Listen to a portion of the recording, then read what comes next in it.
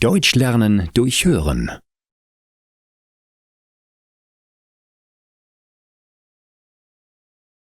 Einsamkeit. Immer mehr Menschen suchen die Einsamkeit. Es ist heutzutage überall sehr hektisch und laut. Vor allem in der Stadt findet man kaum noch ein ruhiges Plätzchen. Ruhe ist aber wichtig, damit man sich konzentrieren oder entspannen kann.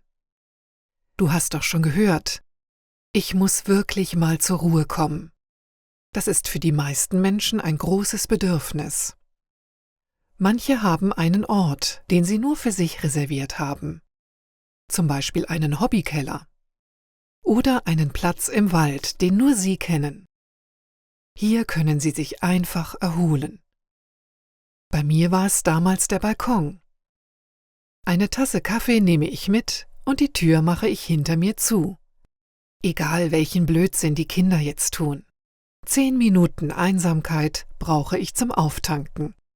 Schimpfen kann ich später noch. Viele Menschen sind aber auch einsam, ohne es zu wollen. Mitten im Trubel fühlen sie sich alleine. Sie haben keinen Partner, wenig Freunde oder werden sogar gemobbt. Oft wissen sie gar nicht, woran das liegt. Vielleicht trauen sie nicht jemanden. Sie sehnen sich nach Gesellschaft, aber sie haben nicht den Mut, auf andere Menschen zuzugehen. Wenn ihr so jemanden kennt, seid freundlich. Lächelt ihn an, helft ihm aus seiner Isolation. Oft findet man so die besten Freunde.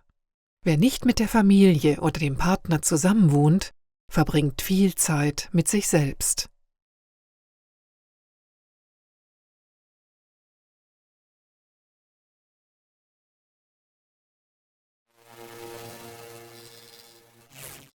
Deutsch lernen durch Hören.